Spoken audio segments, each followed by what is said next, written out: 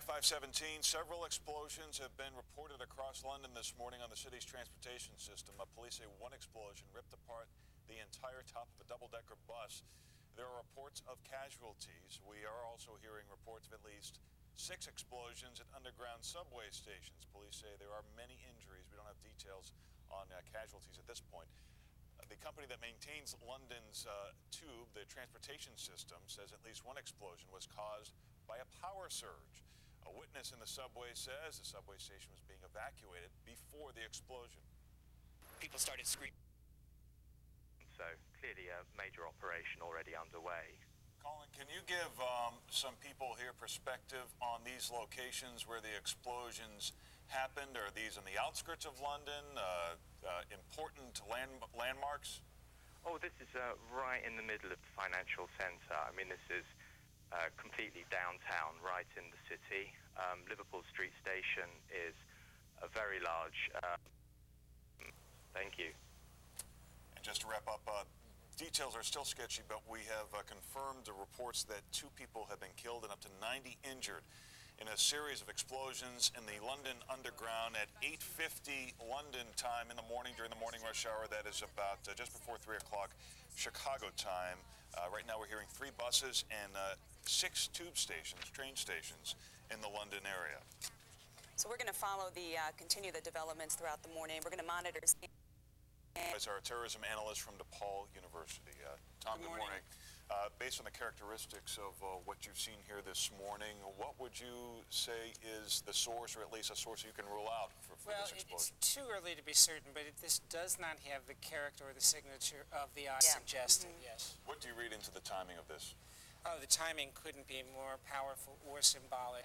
Tom, you lived in London, so I was hoping you could give our viewers some perspective on where these explosions took place. We have a map here, maybe a little difficult to see on the air, but you see the underground, this is the underground subway map on the web, if we can show it. And you can see this web of different color lines right here about Aldgate East, which you've heard the reporters say in London. Most people in America don't realize that when we talk about London, we mean the whole metropolitan area.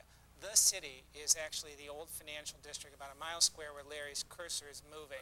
Includes the historic landmarks of Tower Bridge, the Tower of London, St. Paul's Cathedral, and the banking district. So the lines taken out this is the equivalent of Wall Street. This is the center, okay? Tom, one of our reporters said that there were soldiers on the roof, which he had never seen in all his years in London. What do you expect is going on? What is the response from their version of Homeland Security, if you will? The British do not have a Posse Comitatus Act that prevents the military operating. Probably what these are members of the 22nd Special Air Service. It has got to be god-awful. So, Tom, on one hand, you have a rescue mission going on underground. And on the other hand, you have on the BBC website, which I finally was able to tap into, talking about an Islamist website is carrying a message claiming responsibility for London attacks. So, Tom, from an intelligence perspective, how are they responding? Tom, we just have this over the wires here out of Singapore. A spokesman for the Olympic Committee says it still has full confidence in London as the host of the 2012 games, which is, of course, far in the future. But I have to imagine that both American government and British government is going to look at subway security in the wake of this. What changes could they make that would make a difference? Well, I mean, you can certainly, you'll see. In the last 15 minutes or so, there has been a claim of responsibility on an Islamist website from the secret organization of Al-Qaeda in Europe. They say for Britain's involvement in Iraq and Afghanistan. This all happening as the G8 summit gets underway in Scotland. Federal investigators have been looking into whether the governor's office traded state jobs and contracts or campaign contributions. And the Tribune reported that one of Blagojevich's advisors had recorded their conversations or had been connected to recording conversations. At this point, the governor has not been accused of any wrongdoing. The contents of the recordings were not released. We have Jay Stewart from the Better Government Association on the phone with us this morning. Jay, good morning. Thanks for having me on. Jay, so it may be difficult to know, but are the feds taking him into custody because of what's going on in these audio recordings, or is this just from the investigation that's been ongoing for the past 3 years? Weird revelations coming up that we maybe have never seen in government before, even here. Well, Terry, in politics, it's not unusual for governors to appoint people who are supporters to their boards. How difficult is it to prove a quid pro quo in a federal investigation?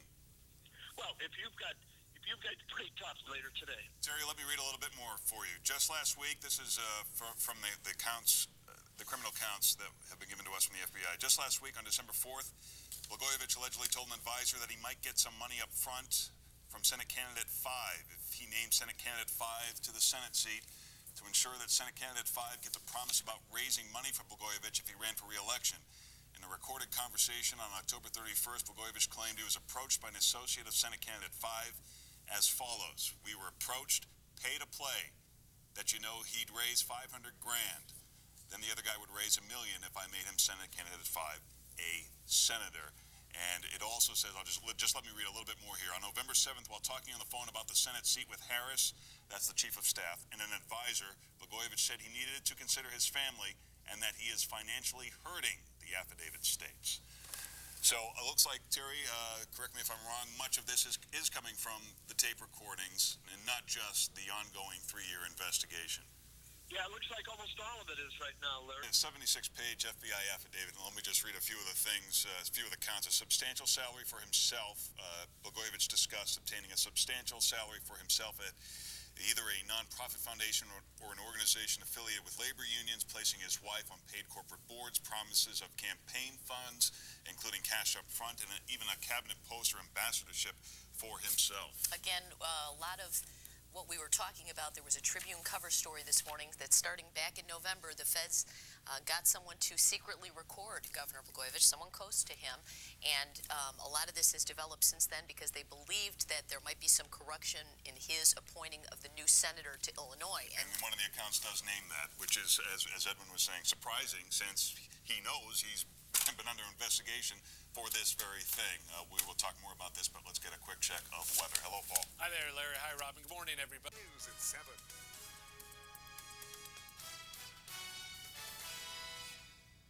Welcome back, 729. Breaking news we are following from the campus of Virginia Tech. Following those deadly shootings, police and SWAT teams have surrounded a building on the campus next to the Norris Hall where many of the killings took place the other day. And they have heard what's going on. A couple of things worth mentioning at this point. In the news conference yesterday, police said that they had no evidence there was another person or shooter involved in this case.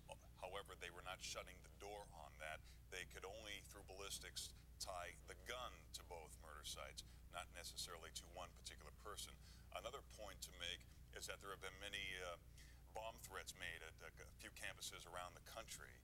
And of course, at this point, we don't know what's going on here. All we know is that police and SWAT teams have surrounded this building next to Norris Hall. We will bring in this tollway there near Barrington Road, so there are thoughts that maybe he got on that tollway, but we don't know. Yeah, I can show you that on the map here. If you take the map on the computer, Hassel Road is the star. That's right in the middle of your map here. There's 90, just north of it, and to the west is Barrington Road.